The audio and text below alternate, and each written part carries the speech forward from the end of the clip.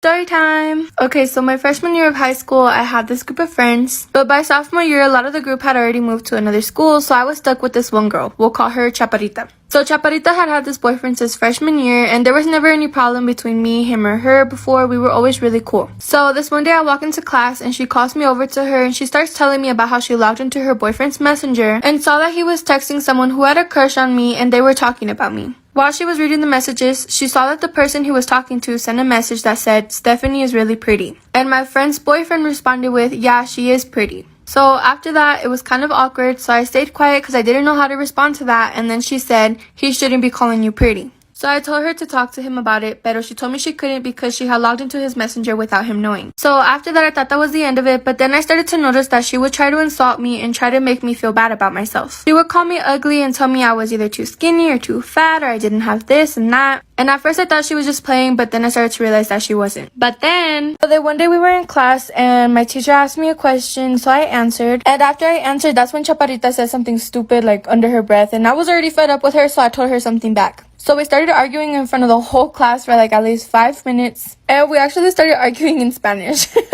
And in that class, nobody knew Spanish, so everybody was like, what the hell are they talking about? So then after the argument, my teacher ended up asking me if I needed to step out for a second, but I told her I was okay, so she just continued the lesson. While she's continuing the lesson, I see that Chaparrita is messaging me. And I was going to turn around and be like, if you need to tell me something, you could tell me right here, because we're literally in the same class, but I just decided not to. So then I went to go check if she was still typing, but then she ended up blocking me. After that, me and her never spoke again. Like, she never insulted me again. Like, I think the argument put her in her place. So then fast forward to junior year, I went to a new school, and this was an alternative school, so there was multiple schools in one. About 3 weeks after school started, I'm walking to the entrance and guess who I saw? Chaparrita's boyfriend. So obviously we saw each other, so we started talking and I asked him if he was still with Chaparrita and he said yes. He then tells me, "You know she used to talk shit about you all the time, right?" So I asked him what she would say and he said she would call you fake, she would call you ugly, she would call you a puta, she would call you all kinds of things. He then said, "I just don't understand how she would call you fake, but she was the one talking about you behind your back and then pretending to be your friend." And I told him that I kind of always had a feeling that she would talk about me like that. After that, we went our separate ways, but I still don't understand why she would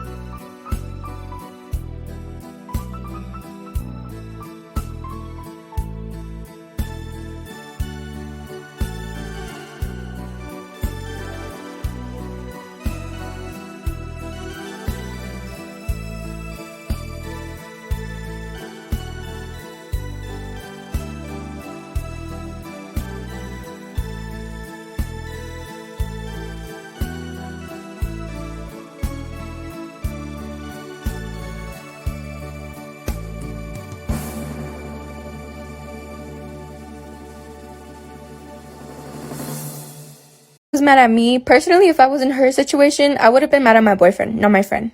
Story time. When I was 15, I had my first girlfriend. So keep in mind I was very young and naive. My girlfriend at the time and I were taking things slow upon her request because I was also her first girlfriend, and she was around my age. We met in freshman year and we became best friends. One thing led to another, and before we knew it, we caught feelings. Fast forward to my 18th birthday, me and my girlfriend went to a haunted hayride park with my former best friend and her boyfriend at the time. After the night was over, we realized how late it was and we decided to stay at my best friend's house that night. That was the first night we ever did anything. After it was over, my ex went to sleep, but something wasn't sitting right with me. My gut feeling, which never fails me, told me to go through her phone. First, I went through her messages, but I found nothing. Same with her pictures, social media, and other apps. But the feeling still wasn't going away, so I laid there in bed thinking maybe I was going crazy, but then I told myself, go through her notes. That's where I found a love letter from a boy. We'll call him Bob. He was saying things like, I can't wait to see you, I love when you tell me you love me, and so on. So out of anger, I screenshotted everything and I posted it on her Facebook. All I kept thinking to myself was, if she thinks she's gonna be happy after I leave her, she's wrong, because no one wants to be with a cheater. Well, like a dummy, I forgave her. At this point, the cheating never stopped, and it was always with boys. I kept forgiving her, thinking maybe she changed. Fast forward, it's about 2 weeks before our 5-year anniversary, and I find out that she's cheating again. At this point, I was over it. I tried to let it go, but I couldn't, so we ended up breaking up. But we always had a pact to stay friends if our relationship didn't work out. So at this point, it was really awkward, but it worked for a bit. One day when I got home from work, I'm sitting on my porch and I get a message from a boy. We'll call him Frank. We hit it off right from the start, and eventually he asked me to go on a date, and I said yes. So out of excitement, I texted my ex and she asked me with who, and I told her his name, and she was like,